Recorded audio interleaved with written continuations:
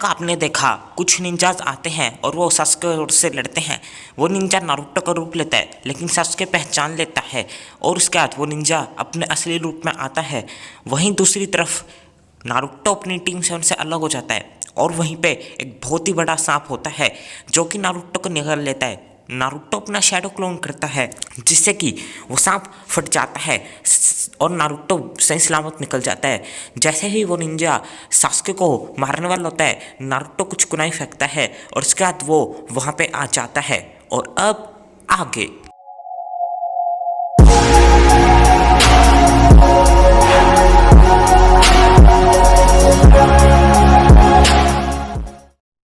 Episode की शुरुआत में हमें एपिसोड का नाम देखने को मिलता है, Naruto strikes back, I am not gonna run away. Naruto पेड़ पे चढ़ के बोलता है तो आखिरकार मैं समय पे आ ही गया। और सास्के बोलता है कि नारुतो शो ऑफ करने की कोशिश मत करो। उसके बाद नारुतो बोलता है हे मैं तुमको हरा के रहूँगा।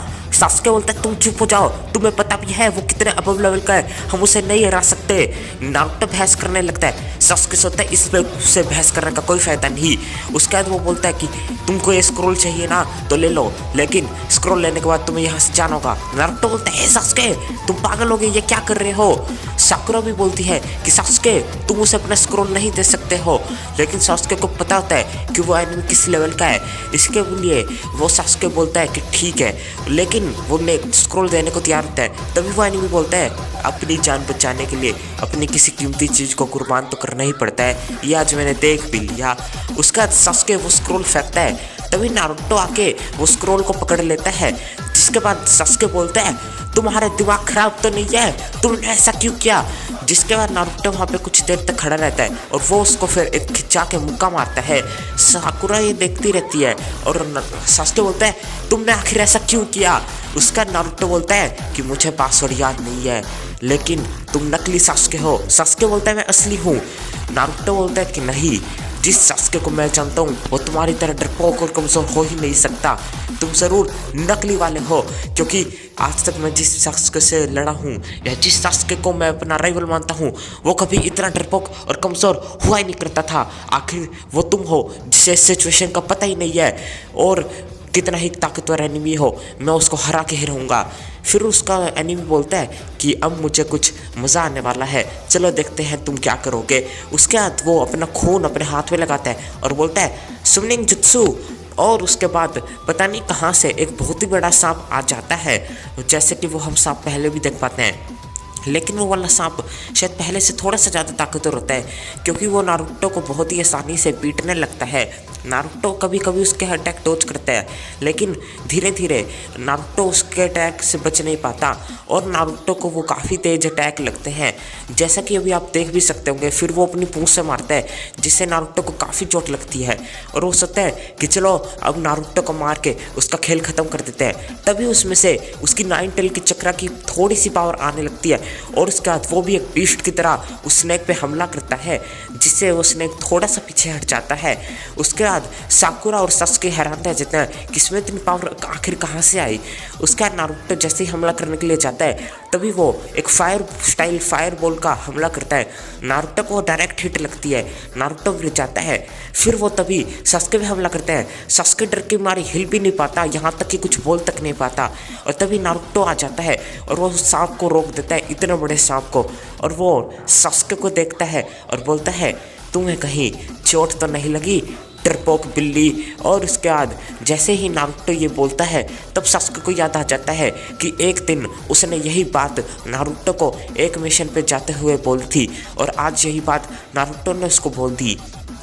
और वो अपनी जीभ से नारुतो को पकड़ लेता है और फिर वो समझ जाता है कि ये कौन है और वो बोलता है तो वो 12 साल पहले वाले रूमर सही थे कि तुम ही हो वो क्यूबी, 12 साल पहले जो 9 टेल तुम्हारे अंदर था। लेकिन अब मुझे ये करना ही होगा क्योंकि तुम शायद मेरे मिशन के लिए कुछ ज़्यादा ही खतरनाक हो सकते हो। तभी वो उसका शर्ट उतारता है और जहाँ पे वो सील होती है वो एक अपने हाथ में सील बनाता है और नारुतो के मार देता है सील, मतलब उस डबल सील होगी है और वो अपनी क्यूबी की पावर यूज़ ही नहीं कर सकता है। और उसके बाद जैसे वो सील लगती है तो क्यूबी की पावर नारुतो यूज नहीं कर पाता है, तो नारुतो बेहोश हो जाता है और नारुतो को दूर फेंक देता है। साकुरा ये देख के बहुत दुखी होती है और वो रोते हुए बोलती है, सास्के मुझे तुमसे ये उम्मीद नहीं थी, कम से कम नारुतो ने आखिरी सांस तक लड़ा तो, लेकिन तुम एक डरपोक बिल्ली की तरह छुप के कायरो की तरह बैठ रहे हो। और जैसे ही सास्के ये साकुरा से सुनता है तो वो सोच लेता है कि अब भले ही कुछ भी हो जाए, अब वो आखिरी सांस तक लड़ेगा। उसके भाई ने उसके पूरे क्लैन को मार दिया था और अगर उसको अपने भाई से बदला लेना है और मारना है तो उसे स्ट्रॉन्ग होना पड़ेगा, भले ही कोई भी हो। वो अपनी शारिंगन एक्टिवेट करता है। दूसरी तरफ जैसे ही हम देख सकते हैं कुछ चुनिन को उनको मिलती है बॉडी जो इस टाइम पे एग्ज़ाम देने वाले थे। फिर वो अंको सेंसे के पास जाते हैं और एक चुनिन अंको को बताता है कि वहाँ पे जो हमको बॉडी मिली है वो उन लोगों की है जिनको एग्ज़ाम देने थे। उसके बाद अंको देखती है और वो बोलती है, इनके चेहरे भी नोच लिए गए हैं और इनकी जान ले ली गई है, कहीं ये वो तो नहीं, लेकिन अब वो विलेज में वापस कैसे आ सकता है और वो विलेज में वापस चुनिन एग्ज़ाम में आखिर रख के करेगा क्यों, उसका आखिर मकसद क्या होगा। और वो बोलती है, जल्दी जल्दी लॉर्ड थर्ड को इसके बारे में इन्फॉर्म करो और एक एनबू की टीम को जंगल में भेजो, मैं भी जंगल में जा रही हूँ और हमें सारे के सारे कैंडिडेट्स को सही सलामत आना है और ये एग्ज़ाम हमें रोकना होगा क्योंकि इनमें से किसी की जान भी जा सकती है। और यहीं पे होता है एपिसोड खत्म। तो इस एपिसोड की शुरुआत में साकुरा जैसे सास्के को बोलती है, उसके बाद सास्के सोचने लगता है अपनी पुरानी यादें, पुराने जो भी उसे जख्म उसके भाई के थ्रू मिले थे और उसके भाई ने उसको बोला था, बेवकूफ़ भाई, अगर तू चाहता है कि स्ट्रॉन्ग बने तो अपने डर को कभी मत मरने देना, हमेशा भागते रहे, ट्रेनिंग कर और तेरे जैसे कमज़ोर मुझे कभी हरा नहीं सकता और तेरे जैसे कमज़ोर को मारना मेरे लिए कोई बदनसीबी होगी। और जैसे ही सास्के ये सोचने लगता है तो उसे याद आता है। और फिर आता है हमारा एपिसोड का name, revive Sharingan, finish move, fire element, dragon fire technique. और हमारा एपिसोड शुरुआत हो जाता है इसके बाद है कि बेवकूफ़ तो मैं था जो मैं इस लड़ाई से दूर भाग रहा था, आखिर मैं इससे अगर हार गया तो मैं कैसे अपने भाई की जान ले पाऊँगा और अपने क्लैन को रिस्टोर कर पाऊँगा, अगर मैं अपनी फाइट से रिस्क लूँगा नहीं तो कैसे मैं जीतूँगा। तभी वो उससे फाइट लेने लगता है और सास्के और वो काफ़ी अच्छी फाइट ले रहे होते हैं। तभी सास्के अपनी शारिंगन एक्टिवेट करके उस पर फायर जुत्सु करता है और काफ़ी अच्छा जुत्सु करता है, मतलब काफ़ी अच्छा करता है, पहले वाले से काफ़ी इम्प्रूव। उसके बाद वो एनिमी पेड़ के नीचे से आके सास्के पे हमला करता है, सास्के उसको भी डॉज करता है और सास्के उसके बाद उस पर एक स्कल पैच जैसा अटैक करता है। देखने से तो ऐसा ही लगता है सबको कि शायद वो मर गया हो, लेकिन नहीं, वो उसका एक क्लोन होता है और उसके बाद वो उस पर हमला करने लगता है सास्के पे। फिर सास्के धीरे से गिर जाता है, उसको लगता है कि वो बेहोश हो गया और जैसे ही वो उसके पास जाने लगता है उसको मारने के लिए, उसके पीछे कुछ बॉम्ब टाइप का कुछ लगा होता है और ये बॉम्ब दिखाया नहीं एनीमे में कैसे लगे। तो ये बॉम्ब छोटा सा धमाका करते हैं, सास्के को एक ओपन पॉइंट मिलता है, वो शूरिकेन फेंकता है, तभी ये लोहे की तार से उसको बांध देता है और तभी की तभी वो फायर का बहुत हमला ड्रैगन फ्लेम जुत्सु करता है जिससे कि पेड़ में छेद हो जाता है और पेड़ जल जाता है और वो सोचते हैं कि चलो हमने हरा दिया। साकुरा बोलती है, तुमने कर दिया सास्के, तुम कमाल के हो। और वो दोनों राहत की सांस लेते हैं, लेकिन ऐसा नहीं होता है। वो एनिमी होता है वो उन तारों को बड़ी ही आराम से तोड़ के आता है और जैसे ही वो एनिमी अपना फेस दिखाता है तो हमें देखने को मिलता है कि उसका जो नकली फेस होता है जो उनको मार के निकाला था वो हट गया है। जैसे ही वो अपनी आंख देखता है, मतलब दिखाता है उन दोनों को, तो वो दोनों साकुरा और सास्के वहाँ पे पैरालाइज हो जाते हैं क्योंकि वो कुछ ज़्यादा ही अलग लेवल का निंजा होता है। और उसके बाद उसकी आवाज़ भी चेंज हो जाती है और उसकी असली आवाज़ आती है और वो बोलता है, मैं तुमसे इम्प्रेस हो गया सास्के, आखिर तुम उचिहा हो, इताची उचिहा के भाई, तुम वही हो ना आखिरी उचिहा बचे हुए उचिहा सास्के। और सास्के जैसे ये सुनता है तो गुस्से में आ जाता है, लेकिन पैरालाइज होने की वजह से वो कुछ नहीं कर पाता। और फिर वो बोलता है कि मैं तुमको अपना नाम बताता हूँ, मैं हूँ ओरोचिमारू और मैं तुमको एक ऐसी शक्ति देता हूँ जो तुमको आगे बहुत काम आएगी, और शायद ये शक्ति मुझे भी फ़ायदा दे। और ये शक्ति अगर तुम काबिल नहीं हो तो तुम मर जाओगे, लेकिन अगर तुम इस शक्ति के काबिल हुए तो तुम्हें एक ऐसी ताकत मिलेगी जिससे तुम अपना मिशन कंप्लीट कर पाओगे और जो तुम चाहोगे। और मेरे बंदे मैं तुमको दूंगा, अगर तुम उनको अपनी ताकत दिखाने में कामयाब रहे तो तुम मेरे यहाँ आ सकते हो और मुलाकात करेंगे फिर से। तभी वो सांप की तरह अपनी गर्दन लंबी करके सास्के को बाइट करता है, जिससे उस पर एक कर्ज लग जाता है, एक श्राप लग जाता है, एक श्राप जैसा कि निशान। उसका तो बोलता है कि ये मेरे लिए एक तोहफा है, मैं तुमको एक तोहफा दे के जाता हूँ और इसका अच्छी तरह इस्तेमाल करना और ज़्यादा इस्तेमाल तो बिल्कुल मत करना। और तभी की तभी ओरोचिमारू वहाँ से चला जाता है। सास्के को काफ़ी पेन हो रहा होता है क्योंकि एक श्राप मिलने पे आपको भी पता है कैसा होगा। सास्के और नारुतो दोनों बेहोश हो जाते हैं और अब साकुरा इस जंगल में अकेली होती है।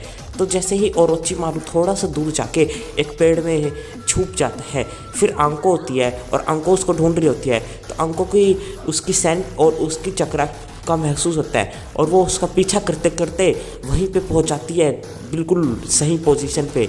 और उसके बाद ओरोचिमारू बोलता है काफ़ी समय से हम दोनों मिले नहीं है अंको, तुमसे मिलके खुशी हुई। अंको बोलती है अपना मुंह बंद रखो ओरोचिमारू, तुम यहाँ पे क्यों आए हो? कहीं तुम हमारे विलेज पे हानि पहुँचाने तो नहीं आए, जैसे डिस्ट्रॉय करने? और तुम मुझे अपना प्लान बताए बिना नहीं जा सकते हो, तुम यहाँ पे आने का मकसद क्या है? तो अंको ये पूछ ही रही होती है और ओरोचिमारू जवाब नहीं देता। और उसके बाद वो अपना हमला करती है और बोलती है सेंसे अब मैं आपको मारूंगी। सेंसे मतलब टीचर। और उसके बाद वो एक फॉरबिडन जुत्सु करती है। ये एक बहुत ही ज़्यादा पावरफुल जुत्सु होता है। मोस्ट ऑफ द टाइम इसमें दोनों ही मर जाते हैं, दुश्मन भी और हम करने वाले भी, लेकिन ये काफ़ी पावरफुल होता है। और वो बोलती है तो अब मैं आपको मारने वाली हूँ। और वो सोचती है कि मैं खुद को मार के इसको भी मार दूँगी, लेकिन जैसे ही हमें पता चलता है कि वो भी एक नकली होता है। और उसका पीछे से ओरोचिमारू अपना फेस नकली हटाता है और बोलता है कि मेरा ही जुत्सु मुझ पर, तुम्हें मैंने ये सिखाया है, मुझे तुमसे ये उम्मीद नहीं थी कि तुम इतनी कमज़ोर होगी। और रही बात विलेज ख़त्म करने की, तो जब सही समय आएगा और जब मेरा दिल करेगा मैं वो भी कर दूँगा। और यहाँ पे मुझको एक ऊचिहा बच्चा मिला है, वो बच्चा मुझे काफ़ी पसंद आया और मैंने उसको वही गिफ्ट दिया है जो मैंने तुमको दिया था, वही शराब। उसके बाद अंको ये सुन के हैरान रह जाती है और ओरोचिमारू बोलता है और हाँ, कब ये तो सोचना ही मत कि तुम इस चुनिंदा एग्ज़ाम को कैंसिल कर दो, क्योंकि अगर तुमने ये किया तो मैं अभी के अभी तुम्हारे विलेज को राख में मिला के रख दूँगा। अंको बोलते तुम उसको भी वही तो नहीं करोगे? ओरोचिमारू बोलता है हाँ शायद वही करूँ, तुम्हें तो पता ही है मैं क्या करने वाला हूँ। और इसके बाद अंको बहुत ही ज़्यादा डर जाती है। तो ओरोचिमारू का प्लान क्या होने वाला है ये आपको आगे पता चलेगा। और ओरोचिमारू वहाँ से आसानी से चला जाता है, अंको कुछ भी नहीं कर पाती है। फिर वो दूर आके अपना हाथ पे जो चोट लगी होती है उसे ठीक करती है। तभी 3 शेर वहाँ पे आ जाते हैं। अब शेर तो उसे खाने के लिए आते हैं ऑफिस से, तो वो एनपू भी वहाँ पे सही समय पर पहुँच जाते हैं और उन शेरों को रोक देते हैं। अंको वहाँ पे आती है और उन एनपू को बोलती है एक बहुत बड़ी मुसीबत है, इस विलेज में अब खतरा मंडरा रहा है, ओरोचिमारू आ गया है। वो बोलते हैं ओरोचिमारू हमें अभी कभी एग्ज़ाम कैंसिल करके उनको बुलाना होगा। वो बोलती है नहीं, हम ऐसा नहीं कर सकते हैं। तभी एनपू वाले बोलते हैं क्या बोल रही हो तुम? अंको बोलती है कि ओरोचिमारू ने धमकी दी है कि अगर हमने चुनिंदा एग्ज़ाम कैंसिल किए तो वो हमारे विलेज को ख़त्म कर देगा और ऐसा मैं नहीं होने दे सकती। उसके बाद वो बोलते हैं कि तुम क्या चाहती हो? तो बोलती है लोडो कागे को बीचों बीच बुलाना होगा और उसके बाद मैं उनको बता दूंगी।